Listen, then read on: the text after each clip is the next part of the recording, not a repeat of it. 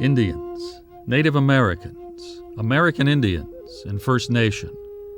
What comes to mind when you hear these terms? Regina Washtagalagal is an office manager and technician in a veterinary clinic in Ojai, California. With her in the interview are her son, Joshua, an HIV/AIDS counselor, and her mother, Juanita Flores, a homemaker. Beverly Folks is an office administrator in Calabasas and the mother of 6 grown children. She lives in Thousand Oaks. Julie Tumamite Stensley is a storyteller and consultant for the Ventura History Museum and a mother raising 3 children.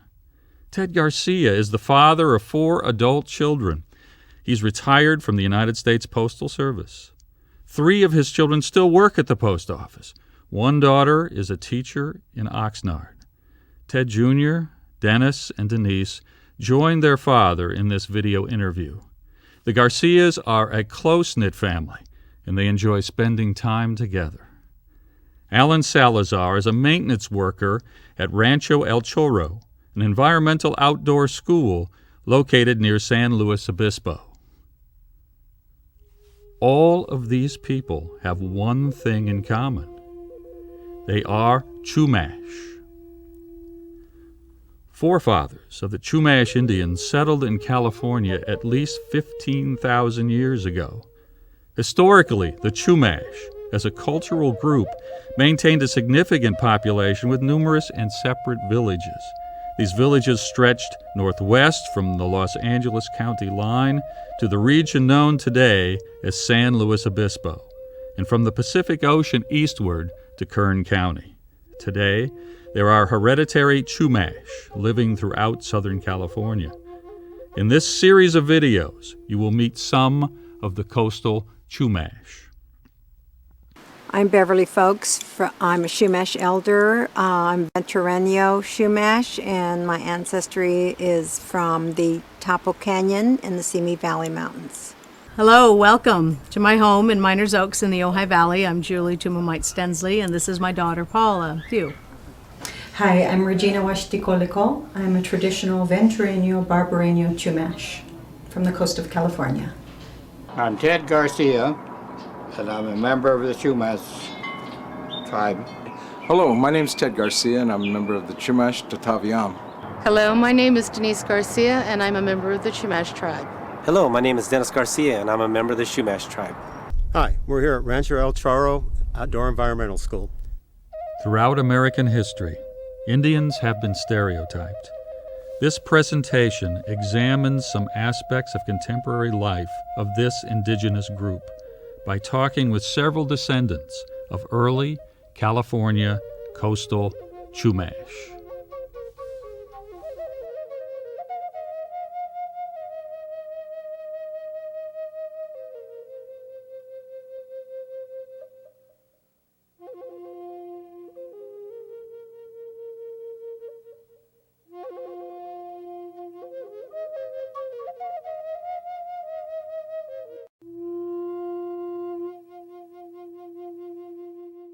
Keeping my mother's stories alive, keeping the ancestors alive,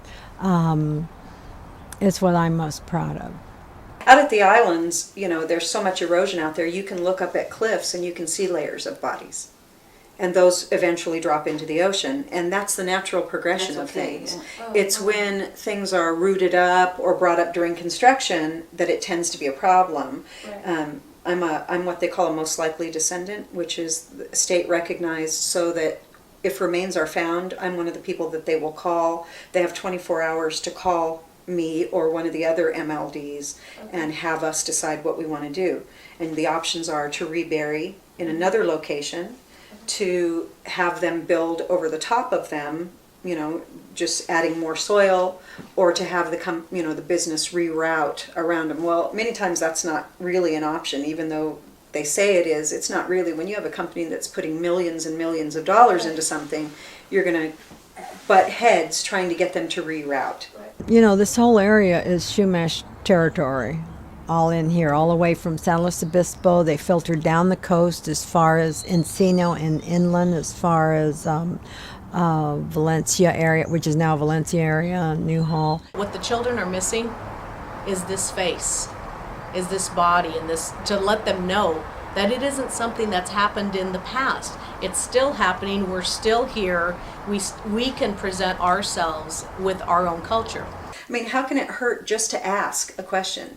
You know, just to say, hey, I don't know anything about your culture. You know, do you guys do this or whatever? And if somebody's going to get mad at you for asking that, that's not because they're offended.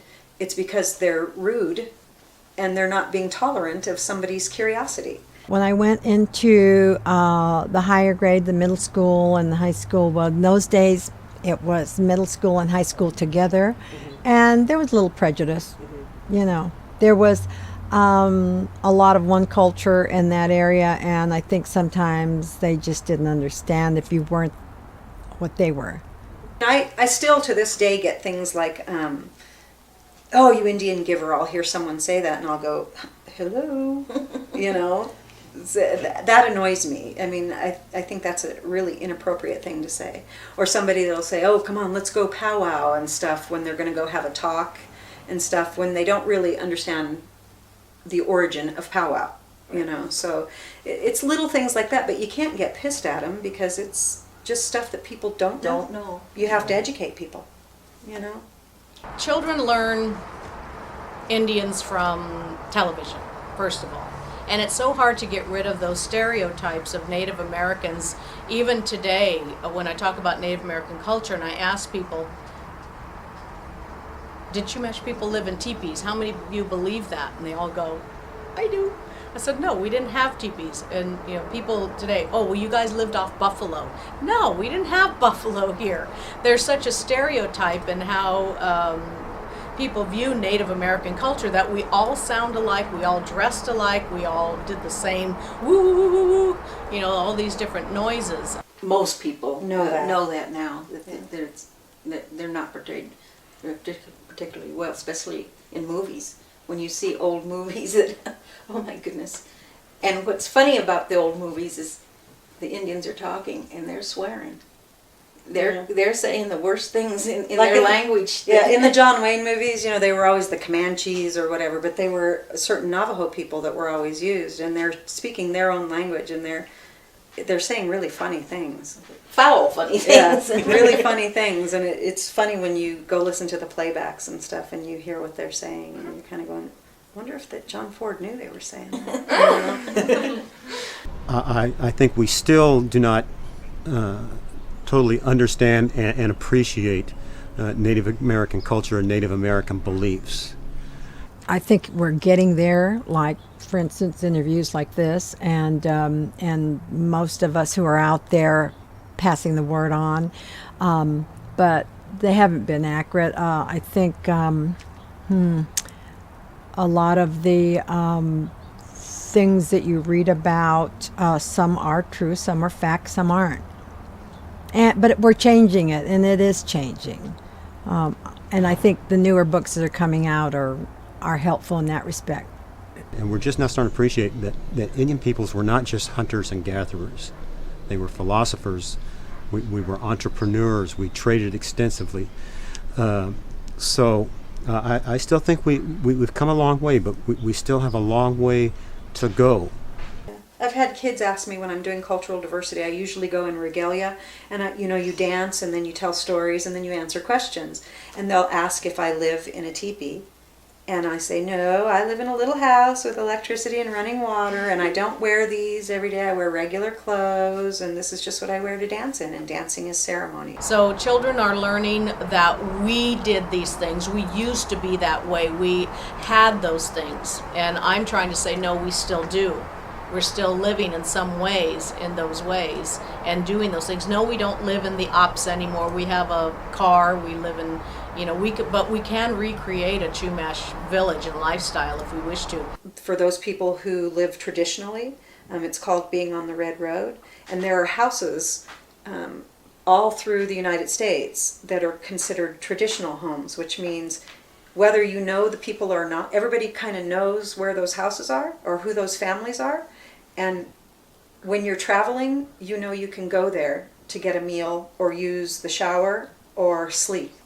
It might be on the floor, but yeah, they're welcome. So our house has always been a traditional house, meaning that sometimes there may be people that you don't know. They come and say, such and such said you're a traditional home, I need a place to stay, and they come in. I always say that I don't think I do anything differently except pay more attention to when my mother was telling those stories, that I used to think she was just talking about the olden days, not think when I was a little girl. Do I have to hear this again about the olden days? And I realize now, being a mother and a grandmother myself, that what she was doing was wanting to educate us and wanting us to know the history and about our ancestry so that we would remember. And I realized the same thing because I now too do the same thing with my children and grandchildren. So that they will know when I'm gone, and the stories will be passed on. I was born in San Fernando, California in 1951. I was born in San Fernando, out in the San Fernando Valley, but the town of San Fernando. I was born in May, and do I have to tell you the year? Okay. I was born here in Ventura, but my parents were already living in Miners Oaks, which is a little city just outside of the Ojai Valley. It's part of the Ojai Valley. And I was raised down in what we call the river bottom of Ventura, just right along the Ventura River. Beautiful place to grow up as a child. It was all full of nature, and we were only one of a few families that lived down in that area. Well, I had 2 sisters and 3 brothers. And my siblings, because I was the youngest of 6 children, kind of were like parents in a way. They were older than me, and except for my one brother there's like about a 7 or 8 year difference. But so they were already, ready to leave home and getting married. And I did an awful lot of things with them, like I'd go on their vacations with their husbands. And so I was kind of raised with parents and siblings. I'm the youngest of 7. I have 3 older brothers and 3 older sisters. I lived with my mom growing up. My dad left, I think I was 6 or 7. Yeah, about 7, yeah. And he was a sheriff. He was the very first undercover narcotics officer in Ventura County. And most of the work that he did was in the city of Saticoy, Saticoy, Ventura. And that's where I was growing up. And the kids just keep coming back. It's always been one of those houses where there was snacks after school, and are you staying for dinner? Let me know, we'll set another place. So it was just a safe place for people to come, for kids to come, and they're still coming. That I was raised by both my mom and my grandma, and even though there were male figures, because I think of all of my uncles as being like father figures of sorts, and then my mom had a boyfriend from the time I was like 4 years old? You were 2. Oh, okay. 2 until I was 8 or 9, that I thought of as my father, and then when she got remarried when I was 11 years old, and he adopted me and was like a father figure to me. She's still always been the disciplinarian. My mother was a homemaker. My father was a cement finisher in construction, and he worked for the studios. And those were the days when they used to do the sets at, the various studios, Paramount and RKO and all the old-time studios. Now they go out on location, but not then. Like most young people, we never thought we were poor or middle class or anything. I mean, we had enough food and clothes to get by. So I would say, and this wasn't always the way for them, because my older brothers and sisters were raised during a time when it was like, maybe not the real depression, but kind of tighter times. by the time I came along, my parents, being the youngest, were very well set. I would say they were probably middle upper class family is what we probably were. You know, I went to a private school. I really never wanted for anything, so I was very fortunate. Mom was the boss. My dad worked, and my father, you know, he worked hard, and he was gone, you know, till she had it all structured. You know, you got up in the morning, you had breakfast, she sent you off to school, and starched clothes like this, you know, and you came home for lunch because we lived close to the school, and after school we did our homework and played and stuff, and at 6 o'clock you better be at that table, because that's what time dinner is. My mother had it very structured for us, and my father worked a lot, you know, sometimes six, mostly 6 days a week, sometimes 7. So she was the law of the land in the house. She, you know, well, she was the one there to take care of us, and she was the one that laid down the law. And you know, some people might call it strict, but it was. I see children today that don't have respect for their parents, and I don't know, a little whack across the butt don't hurt. Who had the authority? I'd have to say my mother, more so than probably my father. And she's a big influence in my life. She's in my heart because she's the one that always told us that we were Indian people, and they had us labeled wrong, you know, because of the language that was spoken by our ancestors. But she always let us, don't let anybody ever tell you any different. You're Indian people, and that's who you are. And so that's always stuck with me, and that's what really drives me when I do my singing or my dance or whatever. So. You know, there's quite a few. My great-grandfather was killed by a bear in the Lancaster Mountains, and they're always, especially the younger grandchildren, are always interested in that. and then, of course, my great-great-grandfather came from the village of Tapo, which is in the Simi Valley Mountains, and they're always very interested in that. And he was considered a mission favorite, and with the Padres' permission was allowed to cultivate some land, and that land turned out to be 1 league of land. And there is a monument today that still stands. It's at the Los Encinos Historical Park, and it does bear my great-great-grandfather's name and a great-great-uncle, as there's 3 Indians that once owned that land, and their names are on it. So we're very proud of that. I always looked at my grandmother as being a healer. She was one that people came to, or brought their children to, or she went to heal them. I believe one thing that I remember is my parents were never married in the church, and when I was probably about, I want to say maybe 8, they married in the church at Santa Barbara Mission. And that was a very exciting time for me. I was at that time going to a parochial school. Father and my older sister, and she actually was the only care for him besides my father. When he came home and he helped him turn her, you know, he would help my mother turn my great-grandfather, and you know, but she washed him and shaved him and cleaned him, you know, and fed him. She, you know, so, you know, I think a lot about my mother. My earliest memory is my mother and how she took care of everybody. Well, when I was growing up, my mother, who knew the history and very well, always told us of our grandfather who lived in the area in Encino, California, and told us all about his mission days. He was a mission Indian, and he lived at the mission and told all about the good and bad, you know, told us about his upbringing. So that was very exciting. And I realized today that she did that to make sure we knew the history of our, you know, our background, our ancestor.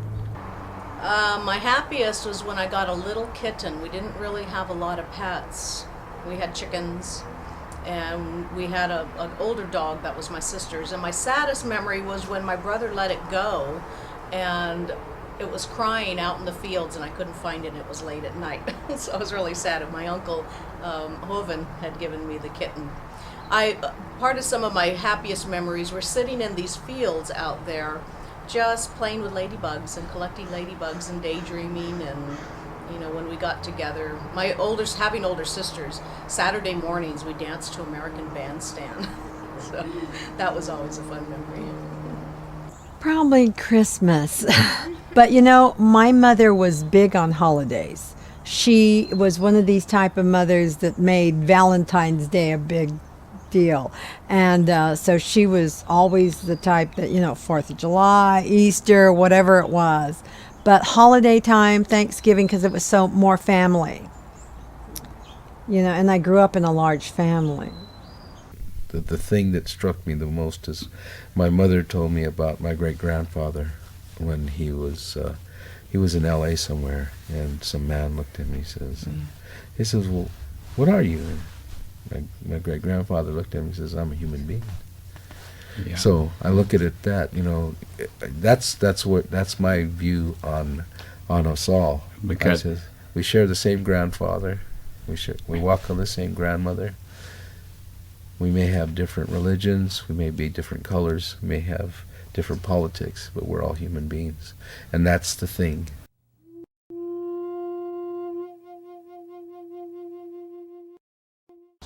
I grew up, I was fortunate.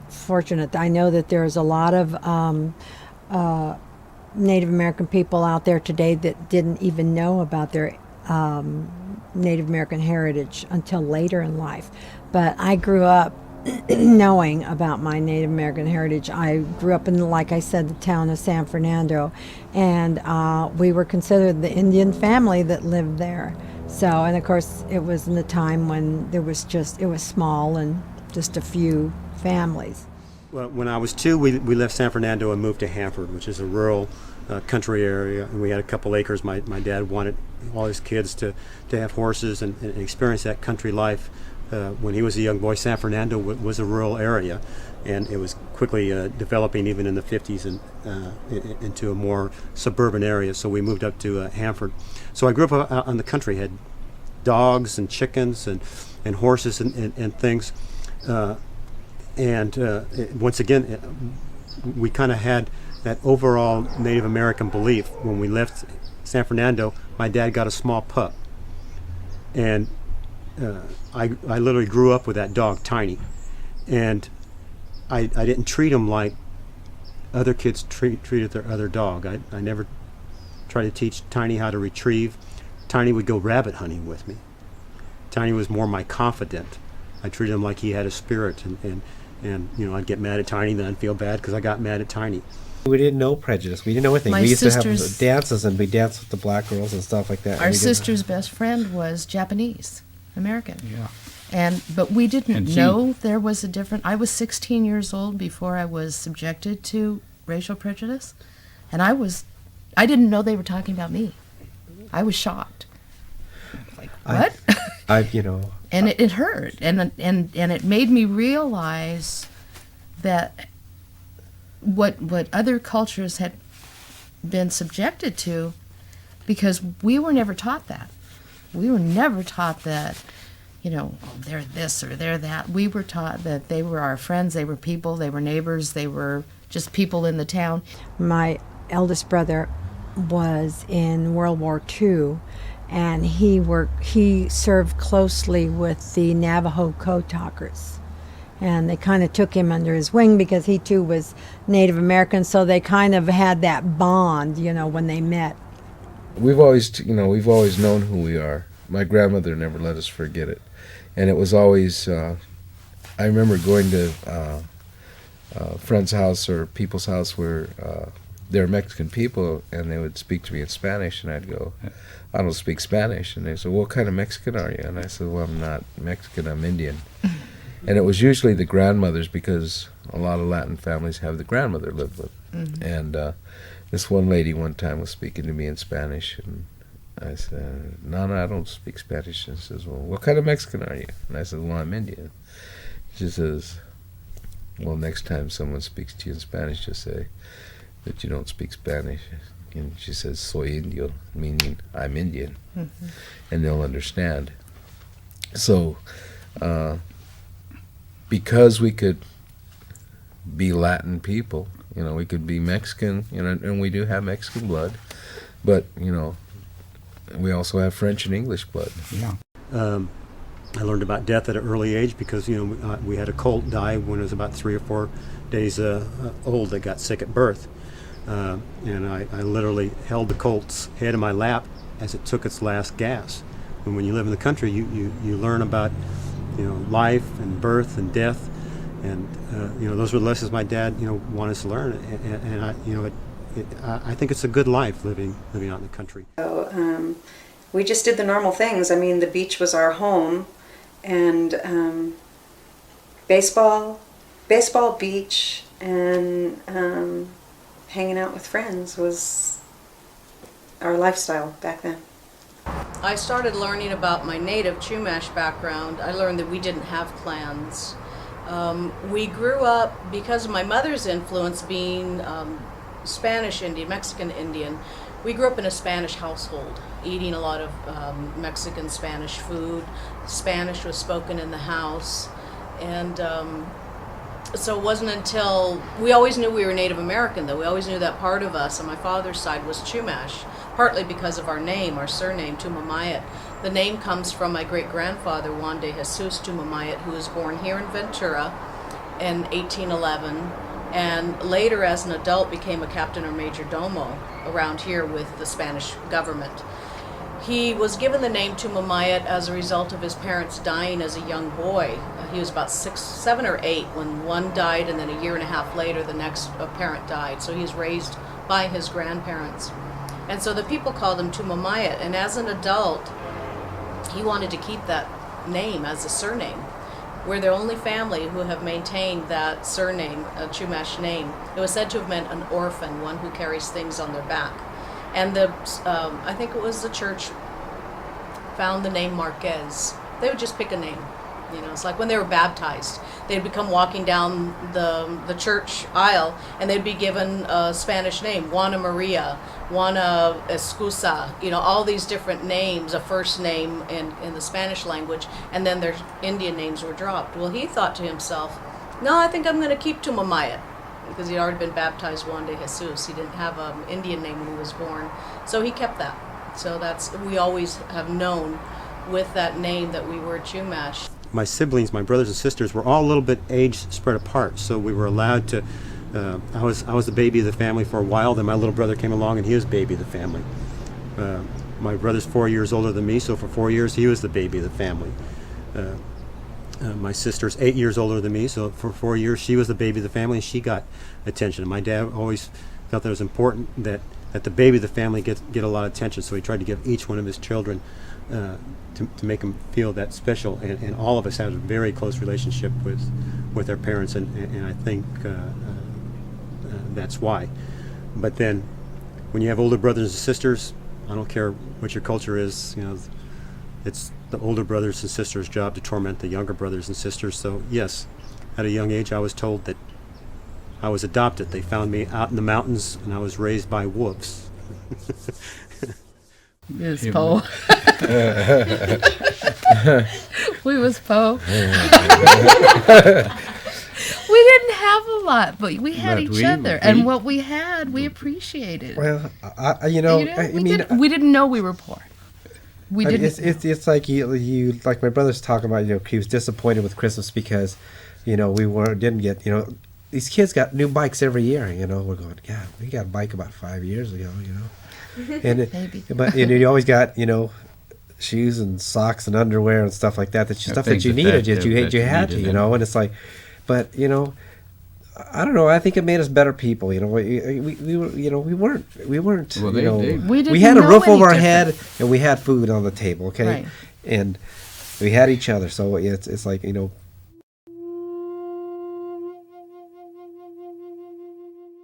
Our name Chumash is a generic term in itself. It's not what we called ourselves. It comes from a word Mek Chumash, which is what these mainland coastal people called the island peoples, called place of the islanders or makers of shell bead money. An anthropologist, I think it was Powell, came along and just shortened us to Chumash by our linguistic pattern, that we all had this similar linguistic pattern but separate dialects that were similar. You know, this whole area is Chumash territory, all in here, all the way from San Luis Obispo. They filtered down the coast as far as Encino and inland as far as Valencia area, which is now Valencia area, Newhall. Well, to become federally recognized is a huge process. So we've been banding together and meeting on a monthly basis. So I organize these people, and I give them a place where we can come together, and then hopefully give them incentive by the things that I've been doing in my life. Two of the criteria that we have to satisfy the federal government is to show a continuous line of political activities pre-mission to post-mission. There's about a 30-year gap that we have to satisfy with answering it very carefully, is why we don't have that political continuity. But on either end, my great-grandfather had that connection with the Spanish, and then post-mission, there are members of our families who have fought in government trying to preserve cultural sites, and then I have been working with federal government for the last 15, 16 years. So there's that little space that we have to satisfy. The most important thing, of course, for Chumash people is to be buried facing west, because that signifies the completion of your life. We're born of the east, so you're facing west when you die. A lot of times when I do a sensitive site, because I monitor sensitive sites for archaeologists and for construction as well, and you'll find if they accidentally come upon what they consider burial sites, the remains will always be facing west. So if they're not facing west, it's generally because they were up higher and water washed them down, they tumbled, or they did not complete their life in a good way. And it was a punishment, basically, to not be facing west. My youngest son would go out to the islands and monitor the burial sites there, but because of so much washed away, and they would wash the burial sites out, and he'd go re-intern them and make sure that they were in the proper way. Spiritually, show a continuity in your religious culture pre-mission to post-mission. Again, there's a little gap there where people were punished for doing their religious practices and speaking their language. So we've satisfied that criteria by that answer in itself. We weren't allowed to. Some people did it in secret and wouldn't talk about it. So, we have the language there. As a traditional, my home is traditional as well, which means that on the Red Road, any traditional person needing a place to stay or to eat or to use the phone, to use the shower, I could come home from work and there could be someone in my home that I've never met before, but it's an open home, a welcome home for any traditional needing those services when they're far away from home. Peoples were taken off their coastline villages along Ventura, Santa Barbara, Malibu, when the missionaries let them go and enslaved them. They weren't given back their villages in Malibu. Are you kidding?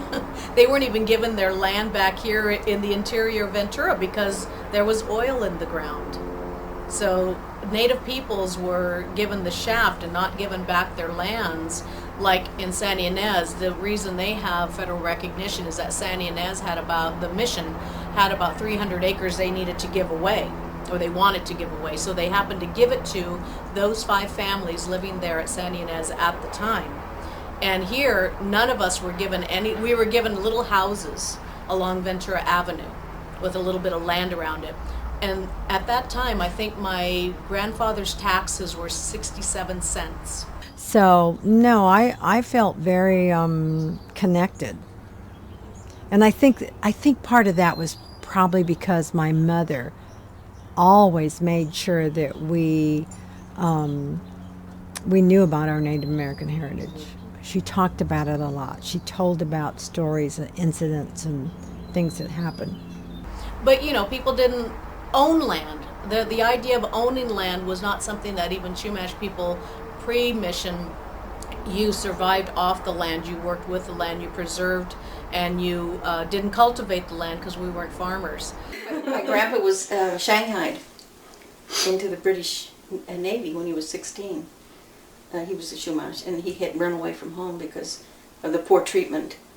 And he decided he was going to see the world later on, and took off for San Francisco and he woke up aboard ship. He was pressed, as they called it. But he enjoyed it. He went around the world several times. My great-great-grandfather was killed by a bear up in Vasquez Rocks? No. Little Rock Dam. Little Rock Dam.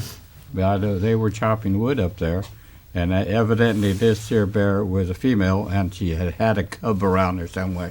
So she attacked my great-great-grandfather, and he had to fight her off. He killed the bear, but he died from the wounds that the bear had given because, but he killed her with an axe. People are afraid of Native American spirituality, and they don't recognize it yet as another form of religion. They think, oh, peyote, oh, evil spirits. You know, they don't look at Native American religion in a more sincere earth medicine. Right away, oh, you're doing witchcraft. Today's lessons in history and current events are a good example. I mean, I am just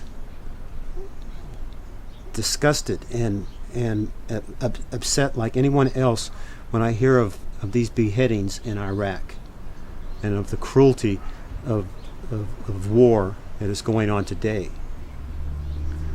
But most Californians do not know that there were bounties given out in the 1850s, 1860s, up into the 1870s for Indian scalps and Indian heads. That if someone brought in the scalp of an Indian in the 1850s and 1860s, they were given $2. If someone brought in the head of an Indian, they were given $5. Here in California, when the Spanish came over, it was not their goal to annihilate or kill us, because they didn't want to do the work. They weren't about to, put their hands and do that work themselves. So they saw the Native American here as a resource, and they're the ones who are going to do the work. And then certain missionaries at that time saw the ill treatment of Native American peoples and said, these people have a soul. And no, they don't. They don't have a soul. They're not Christians. So, but he convinced them, the powers that be, that Native peoples do have a soul. And when they finally recognized that they did have a soul, they had to let them go. They couldn't enslave their own. So, see, I think wherever Native American people go, they always connect to other Native American people. You just know. You can walk into a room, a restaurant, something, you just kind of know each other. I grew up as a traditional. I always knew that I was Chumash, and I always knew our stories growing up and where our creation stories, where we came from, where we were going in the next place.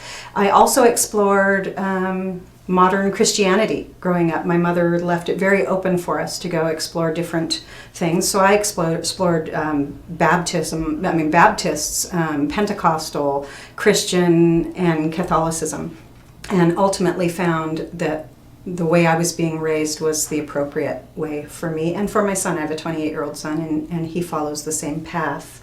We were all raised Catholic. We went to Catholic school. I went to Catholic school. Her and I went to Catholic school for 10 years. 10 years. He went for like I graduated from Catholic high school. I was not raised in a religious atmosphere at all. My dad used to say, God is God. And because my grandpa kind of influenced it there because of the church. The Catholic Church is anathema to the Chumash people. We were their slaves, and they decimated us. And the Catholic Church was right up the road. And I'm very uncomfortable in a Catholic church. I know what happened, and I want nothing to do with it. It's a very painful thing to think about. Yeah. We practiced, my mother was very devout Catholic, which I believe a lot of the Native American people were back then. My grandfather came from the San Fernando Mission, so he was raised with the Padres there. I've come to a point of spirituality more than any structured religion, any rules or anything. You don't have to go once a week or anything. If I've realized that the Native American, the Chumash people, it's not a once a week thing. It's not a there's no time that you have to set for it. You can pray anywhere, anytime where you want. Like many California Indians, especially the California Indians that were around the missions, that were brought into the missions.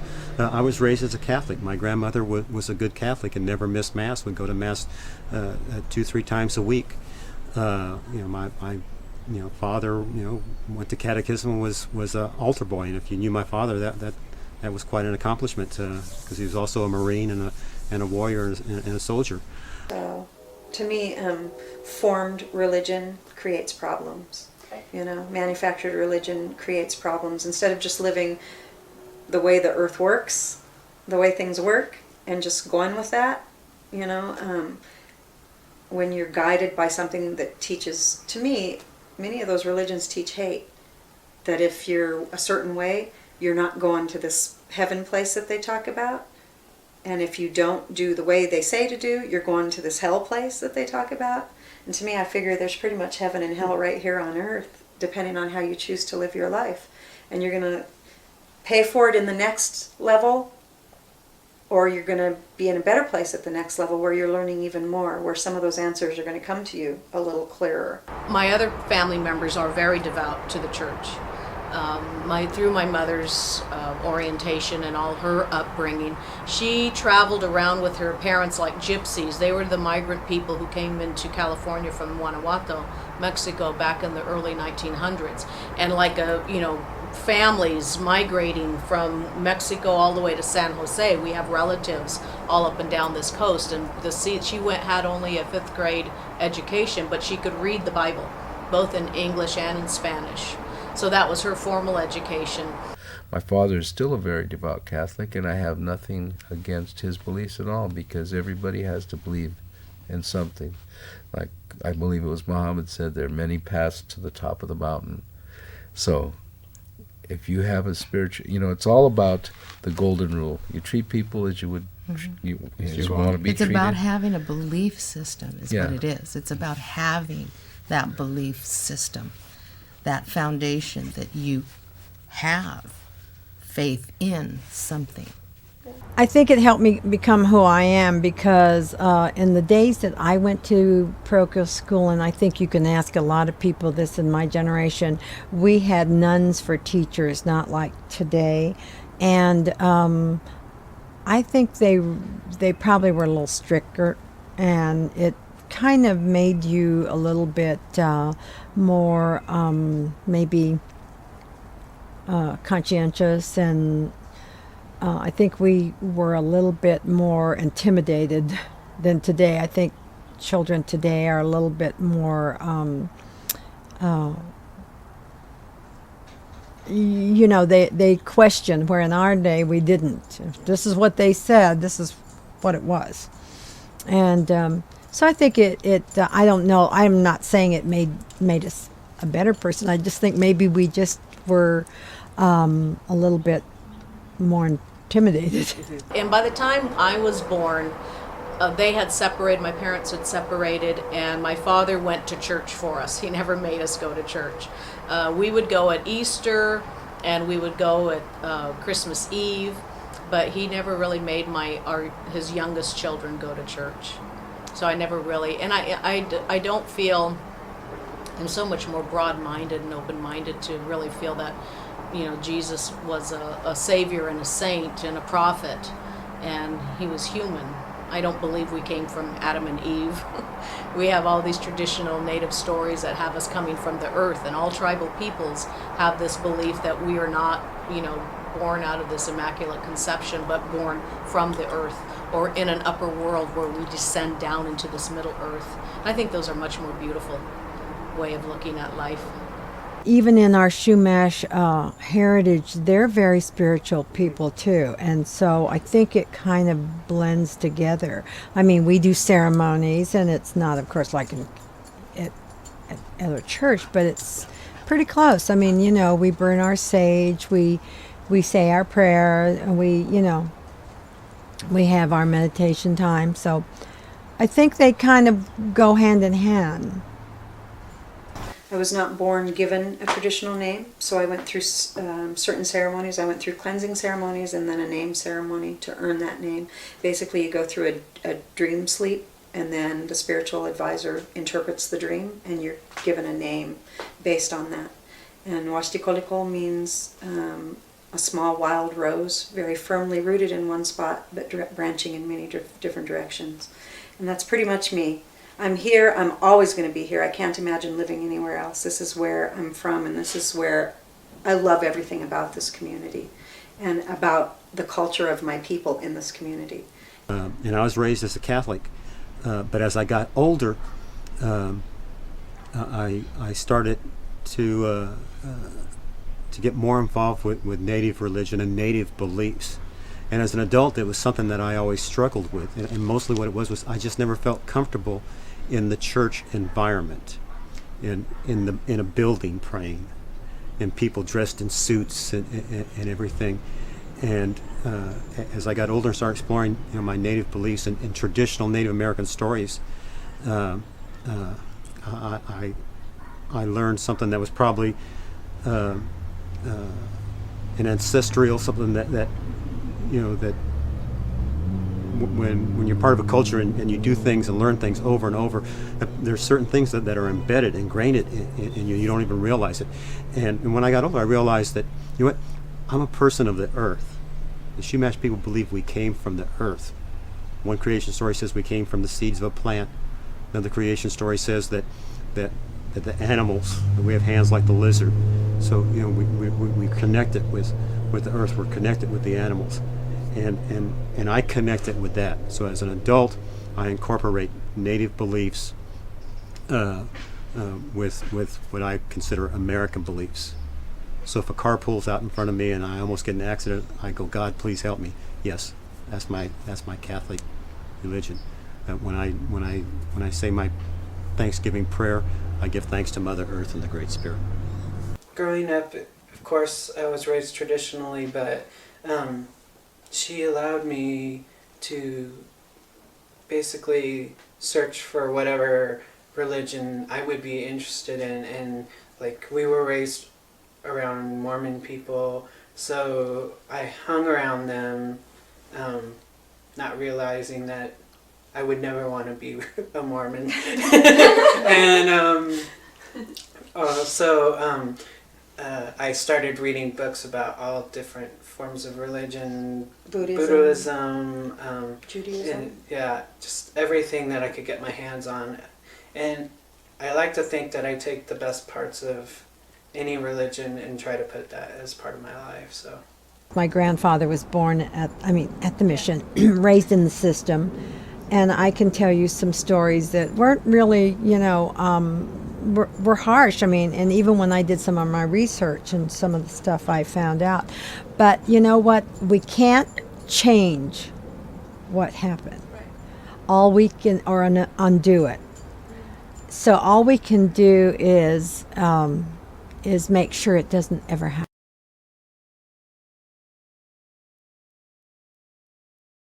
These are just a few of the things we have here in our Chumash Museum, a small cultural center that we have here at Rancho El Charro.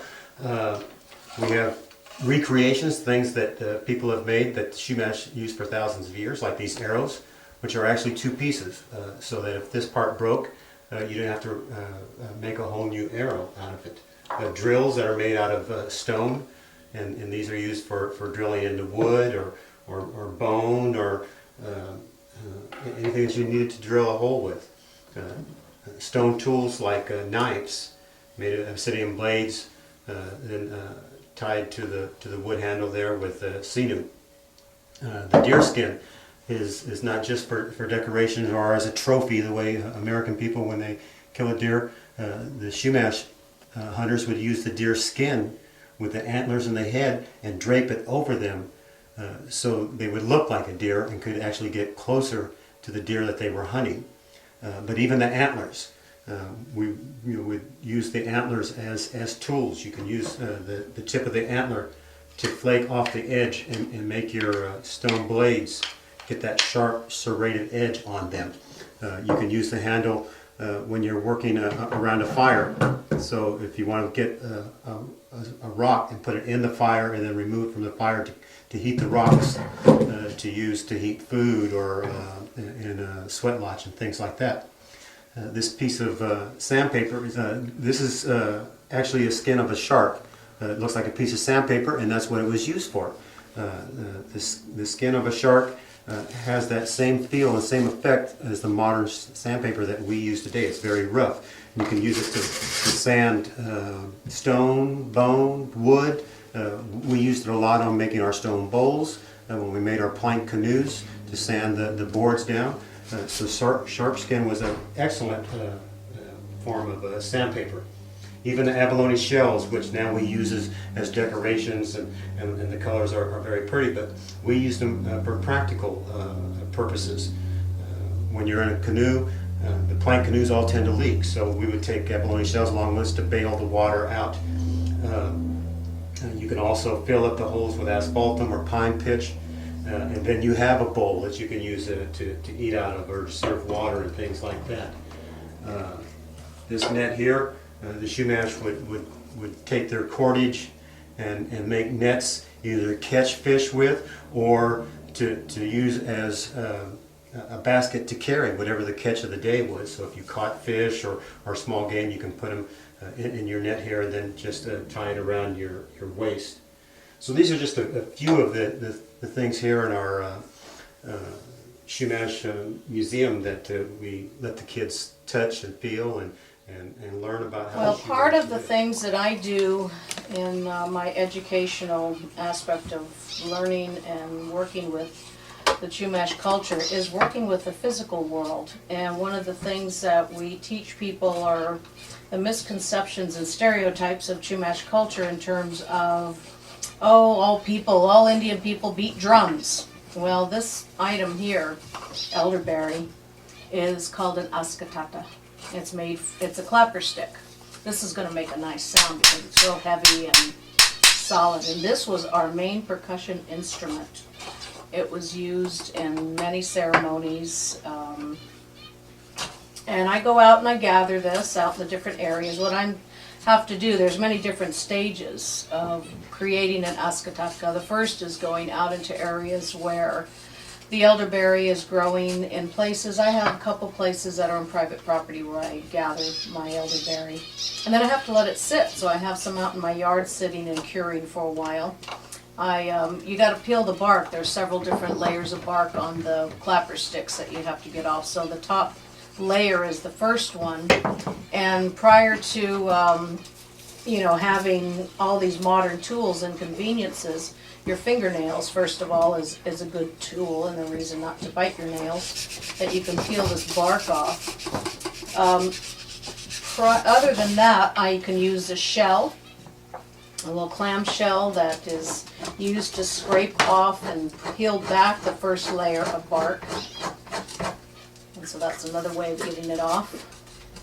Or if I were lucky and I had an obsidian blade with a volcanic glass from the desert, I would have a knife blade that I would use. But one of the great things I like about living in modern day society is my pocket knife. And that is real convenient because that just strips this bark off right away. So those are some of the steps that start your ascataka. What Paul is doing over here on the second step is taking out the center pith. Now, each clapper stick is different. Hers doesn't have, one side is pretty thick, the other side is narrow. They all have a different diameter on the inside, and it gives it, like once you try yours now, since you have it hollow, let them hear the sound. That's pretty rich. This one here that has a big center that's already cleared out, this one's ready to decorate and paint. It's going to have a lot more hollow sound and a higher pitch. Now, the ascataka had different rhythms, about 3. One was a single rhythm, kept keeping time. Another one was a double, and then a very rapid rhythm when the music or the dancing was get people very excited and listening to that rhythm, get them going. So we have our summer camps in which we gather these up and bring them out, and we have children anywhere from 9 to 12 years old working on these, and they find it. Their emotions are a little mixed when they make the ascataka, especially when it comes to the sanding, because there's, like I said, there was 3 different levels of bark. The outer bark, a very stringy or middle bark, and then one that is, let me see yours here, because we have this one all stripped, where we use different levels and gauges of sandpaper. So with the 60 grade sandpaper, now what would we use before sandpaper? We would do shark skin. Yeah, and then that dried shark skin. And then there was a plant. You remember the name of that plant? It was the horsetail. Yeah, the equisetum, which gave, when you got all the different levels of bark off, you'd use the equisetum and it gave it a nice, smooth, very soft finish like this one here. But again, with modern conveniences, we do the different levels. So we have a 60 grade, we have a 150 grade, and we have a 220 grade. And that 220 gives your clapper stick a nice, smooth finish so that it can be prepared for the different paints. Now today we use acrylic paints and paint brushes. We would have in the olden times the charcoal, manganese for the black, hematite ochre for the red, and what was the white? The white's always, it was that chalk. I never really remember it too well. Well, I think it's called diatomaceous earth. So, but what about paintbrushes? You know, we didn't have these plastic paintbrushes. It was the yucca plants, because the yucca plants, they're very, when you get rid of all the green inside of it, they can fan out and create our string and a lot of cordage materials to use to, make it. So it would just take one strand of it and spread it out at the end and use that to paint it. I thought the little tails we used too. Yeah, and bobcats or stuff like that. Squirrels. Yeah, so we had those different types of things for paintbrushes, and the paints would be used and mixed with animal fat or bird eggs, and that kind of kept it on the wood. So when Paula was young, we were doing programs out at Ventura Museum, and I had her, about at the age of 7 or 8, making clapper sticks, and I told her she could make them any color she wanted. So her first one was a rainbow color. Our traditional Chumash colors are black, white, and red. Black being rain, red being fire, and white being wind. So her next one was Pokemon. And at that age, I didn't care. I think she was about 9 when she did this one. And I said, I don't care what you painted, just paint it. So got Charmander and Squirtle there. Then she started working into seeing shapes and figures into her clapper sticks. And so that one, we want to hold it up and show the toucan. Well, there's a toucan on one end with his beak. And then she said, tell him about the other one. Here, and then there's the bear at the end, because you can see its nose. So look at that. So that's when I work with the kids. I just say, just kind of use your imagination. And I love the green one. It's a gator. It's not done yet, but either way, most of the time at the end of the clapper stick, you usually wrap sinew around it, to give it a better brace to hold on to it. So now what's the sinew? This is the sinew. You get that out, and you usually wrap it around, and eventually you decorate it with feathers, beads, all sorts of other cool stuff that you find around. And a lot of times clapper sticks are almost meant as just your own personal talking stick, and that you can decorate it, and you not only just make more but keep improving the ones that you have. So that's why, half of it is that his tail is supposed to wrap all the way around, but they still have just the grip at the end. So we make these for ourselves, and now I have a whole collection of my younger daughter's clapper sticks that she's started making when she was 7, coming to the Chumash camps and stuff. So that's nice to have all these collections. We take these into the classrooms where the children can have hands-on playing and learning some of the Chumash songs with them, and we bring rattles and made from the mussel shell and turtle shells and deer hoof rattles. But I don't have my father's with me right now, but they sure like using the one I have. So we sell them from time to time. We don't make a big market, although people are interested in buying them from time to time, and depending on how we make them and how fancy, they're not very expensive at all. And one of the things that we don't do is that when we sell them, we don't put feathers of the different birds on them, like hawk or eagle or owl, because it's illegal to do that, because all these birds are protected. So we just paint them up, and sometimes we have little parrot feathers that we find, or we get the feathers down from Michael's and decorate them, real fancy. So we have fun doing these, and it's relaxing. It's relaxing to sit, and I love being out in the outdoors and gathering them. I try not to gather them while they're blooming or have their berries, because elderberry, and working with native plants, we find that there are so many different purposes. The berries were a food source. They weren't real sweet, but in those days when you don't have a lot of sweet foods, elderberries were very, very welcome in their time and their season. We're in early, just starting to have a spring, and the elderberries just beginning to bloom. The blossoms were a medicine. When you dried the blossoms of the elderberry, you made a tea out of them, and you drank that tea when you had bronchitis or chest cold, and it helped to break up that phlegm in the chest. And smaller branches of the elderberry we turn into whistles. We plug up one end of these little 3-inch tubes, hollowed completely out, and then we plug one end up with the asphaltum or the tar, and after that dries we can blow into it, and it makes a very high-pitched sound. So here's my ascatatka, almost completed and ready for its